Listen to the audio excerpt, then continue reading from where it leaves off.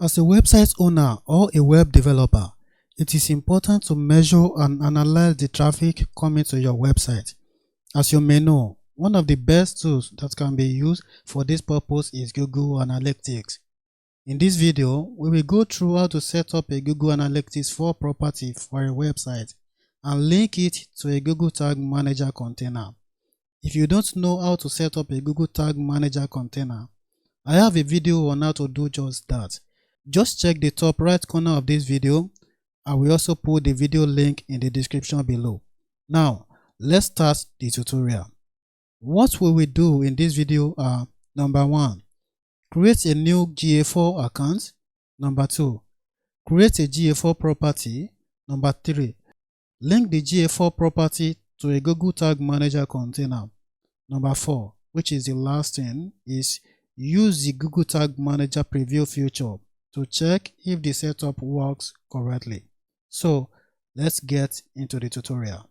So the first thing we are going to do is to open the browser and go to analytics.google.com. Now, to set up the Google Analytics account, we click Start Measuring. Now, this is the account name. Use the name you want for the account.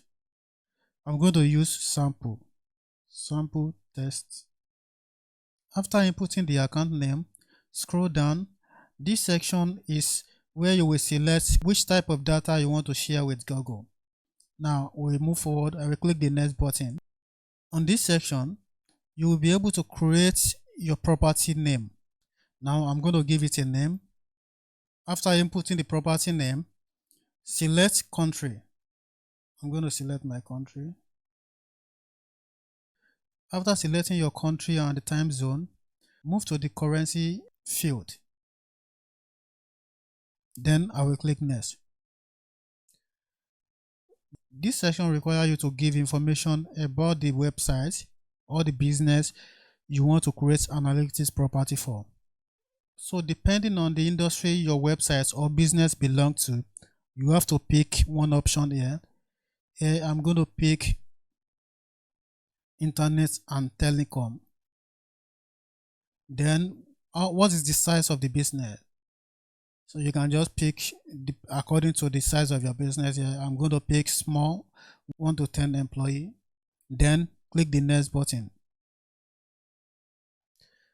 Now, what is your objective in creating analytics for your website? Is it to generate leads, drive online sales, raise brand awareness, examine user behavior, get baseline reports? So you can pick any of these or all of it. So I'm going to pick all. After that, I click the create button. This is the Google Analytics Terms of Service Agreement. Click accept button. The next step now is to select the platform you want to use the property for. If you want to use it for websites, Android application or iOS application. This tutorial is for web application, so I'm going to pick web. On this section, we need to set up a web stream. A web stream in this case is your website URL, because that is where all the data will be coming from to Google Analytics. I'm going to use a locally hosted website for this, tts.test. The stream name, put tts here. So that's all. Now click the create button.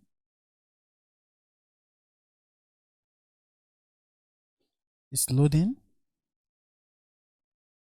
As you can see here, this is the instruction on how you can include the code to your website code. But because we are using a Google Tag Manager, we don't need to include this code to the website because we already set up a Google Tag Manager for our website. All we have to do is to link this data stream to our Google Tag Manager container. Close this instruction. All we need to connect this stream to the Google Tag Manager container is the measurement ID. So I'm going to copy the measurement ID. Copy. After copying the measurement ID, now go to the Google Tag Manager container. So I'll head over to tags. then create new tag. Click on the tag configuration. So here is the list of the tag type you can choose, but for this tag we are going to pick Google Analytics GA4 configuration. So click on it. Now this measurement ID field, this is where you will put the measurement ID you copied from the web stream on Google Analytics page. So I will paste it here. Every time this configuration is loaded on the page, I want all the events to be sent to the Google Analytics. That's the reason why this box is going to be checked.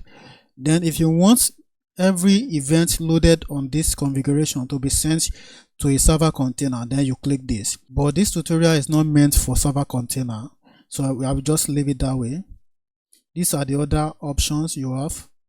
If you want to set the feed name, user property, advanced setting, all these are not really needed for now for basic setup, so we are just going to leave it that way. Then the next thing is to configure this trigger. So this configuration we just set up now, what do we want to trigger it on the web page? So we are going to click on triggering. Then I will pick all pages. This means this configuration should be loaded on every pages of the website. So I will click all pages. Now everything is set up. Then you can name your tag. Yeah, so I will name the tag. After naming your tag, then click save button. The configuration is saved. At this stage, if you set up your Google Tag Manager very well and you have added the Google Tag Manager codes to your website, this configuration should be loaded on your website when you load the page. Now we are going to test it and see if it works. So I'm going to click on preview button to check if this configuration will be loaded on the website. So click on preview. The domain name you will put here will be the domain name you configured the Google Tag Manager container for. So that will be the domain name that is hosting the Google Tag Manager container code. So I'm going to click connect. This is the website I configured the Google Tag Manager container for. I'm going to now check the Google Tag Manager Assistance. This is the Google Tag Manager Assistance interface, where you will inspect if the configuration you are making on the Google Tag Manager container is working. When you are setting up your own, make sure that when you click on this container loaded, the configuration you set up on the Google Tag Manager container is under the tags fired section here. These are the tags that was fired when the page is loaded, and these are the tags that did not fired when the page is loaded. Now that we have confirmed that the configuration that we set up on the Google Tag Manager container is loading every time the page is loaded, we need to confirm whether it is sending data to Google Analytics. So we are going to open the Google Analytics tab. Now here's the Google Analytics tab. So here you can see no data received from your website, because Google Analytics takes time to update. So every time you send data to Google Analytics, it cannot be seen immediately. It will take about 24 hours before the data is reflected on Google Analytics platform. But in order for us to confirm in real time if the data is being sent, we have to come to the admin section here. After you select the admin, then select the property. In this case, this is the property I just created that I'm working on under this sample test account. And then scroll down to the debug view. Click on debug view. Go back to the website. Then reload the page, or just move to any pages on the website.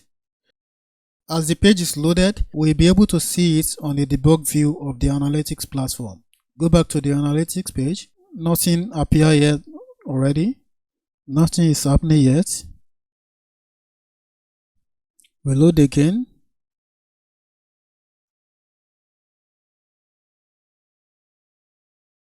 The tag is firing, but no data is sent to Google Analytics. Let's check the Google Analytics again. Okay, so as you can see, the event was sent to Google Analytics. As you can see on the screen now, So we have event that was sent to Google Analytics, which means the configuration is working correctly. Now that we have confirmed that the event is being sent from the website to Google Tag Manager, from the Google Tag Manager to Google Analytics, now we can confirm that the setup is working correctly. The last thing we have to do here now is to publish the new updates we just made to this container. So I'm going to go right and click the submit button at the top right corner, then write a version name, version 1.2.2, then write a description. So after writing the description, click publish.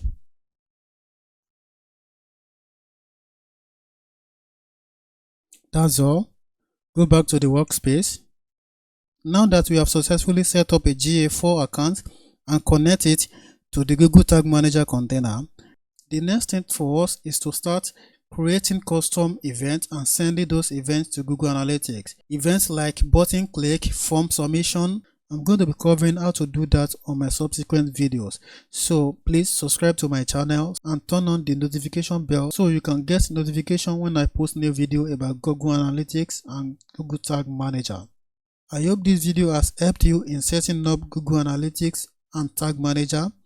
Please share your comments in the comment section. Also, please like this video. I appreciate your comments. I appreciate your like. Thank you very much for watching this video, and I will see you in the next video.